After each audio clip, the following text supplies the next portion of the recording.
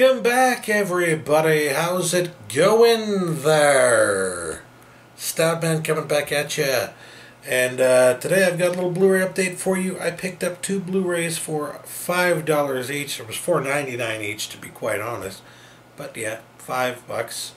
I can't really spend that much money on Blu-rays right now. I'm trying to save my money up for something else.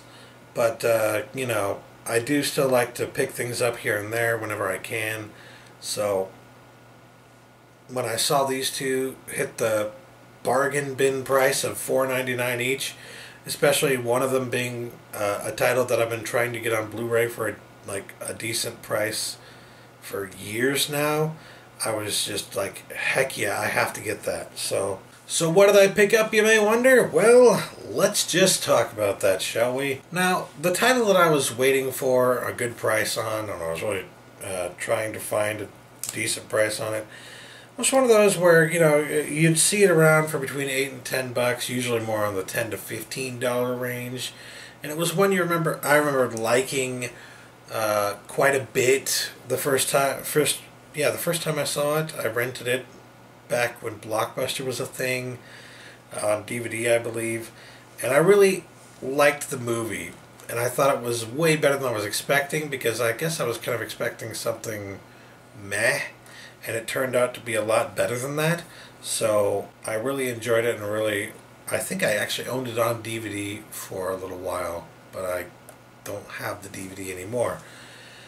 Anyways, I guess I have the DVD now because this is a Blu-ray DVD combo pack, and yeah, with all that said about the pricing and whatnot and trying to find it, The Illusionist. Yes, I guess I was kind of expecting something that was really, when I first saw this, was really a you know, typical. There were a couple other like magic-centered, magician-centered movies out at the time that I had watched and I was not really impressed with, and I thought this was just going to be another carbon copy of those, and I was really, really pleasantly surprised to find out that it was not like that.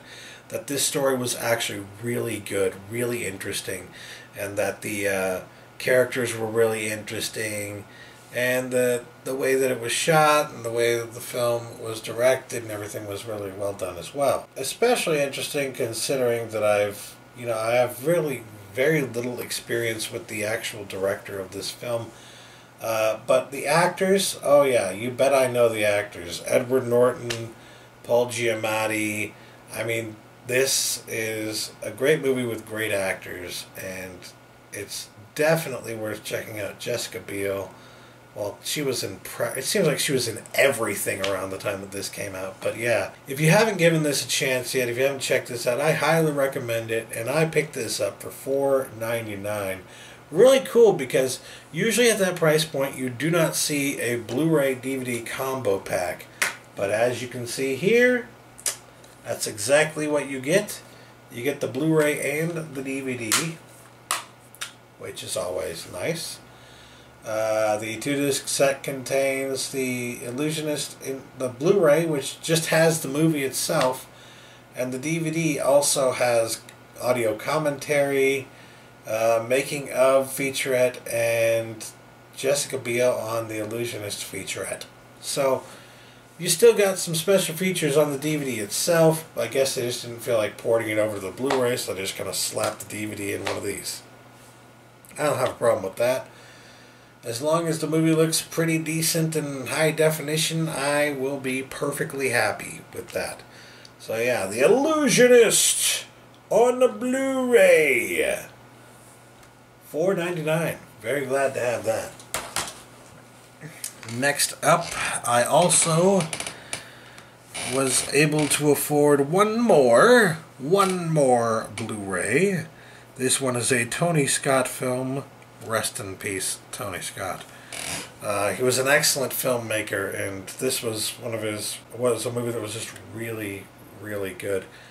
I was not expecting it to be as good as it was, but it just blew me away. I remember watching this on Blu-ray and just being blown away by how beautiful it looked, so I've been waiting for it to come down in price so that I can find a decent price on it for a while, and it has gone down to about this price before in the past, but it seems like it's been a few years since I've actually, a year or two since I've actually seen it at this price point.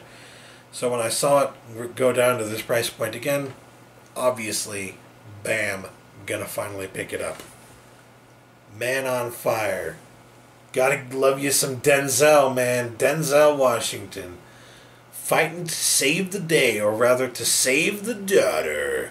I really thought it was cool that there's this movie about this guy who it's just his job, but he really takes it seriously. You could almost call this like the precursor to the Taken movies. And what's that movie? The Man with No Country or something? There's another movie like this, apparently, that's on Netflix that is kind of based around the concepts of the Taken series, and of course, I think I would also say based a little bit on what is the name of that movie? I can't even remember. It almost came back to me. And I just lost it. Alright, anyway. Man on Fire is an excellent movie starring Dakota Fanning. When this first came out, Dakota Fanning, I knew her from the Taken series, which I've shown you before that I own, and it's one of my favorites. I keep saying know what I'm saying? The Taken series is, of course, one of my favorite television series of all time, produced by Steven Spielberg. It has a lot of great actors in it, an amazing story, which I quote some of the lines from it sometimes as well. The only thing that doesn't really hold up is like the special effects and the CGI, but if you can look past that, it's totally worth checking out, obviously. And I knew right from that moment, right from that series, seeing Dakota Fanning in that series, that she was going to be big.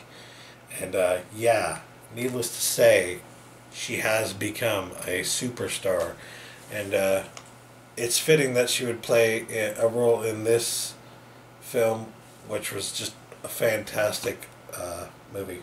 Are there any special features on this? I don't think there are. I do not think there are. Nope. I think it's a newer printing of an older Blu-ray. It might just be the old printing of the Blu-ray. But, yeah. Basic eco case, nothing to write home about, but $5 to get Man on Fire on a Blu-ray. Might as well do it. You know what I'm saying? Know what I'm saying? It's really sad to have seen what happened with Tony Scott. I wish he hadn't made that decision, but I also understand a lot of people, they feel like that's the only way out, and they get really depressed, and it sadly tends to be something that happens to actors, directors, people in the film business. But that being said, I feel for him, and I feel for his family, and quite frankly, I wish we could have seen more from Tony, because he was a really, really good director. I mean, I would not say that he was like a great director or a fantastic director or like one of the all-time greats or anything like that, But what I would say is that he was a really, really good director. He rarely ever made movies that were total crap, you know what I mean? Most of the movies that he made were really, they were good. They were like at least a 6 out of 10, maybe even a 7 out of 10 or better. I would say Men on Fire is like a solid 7 or 8 out of 10.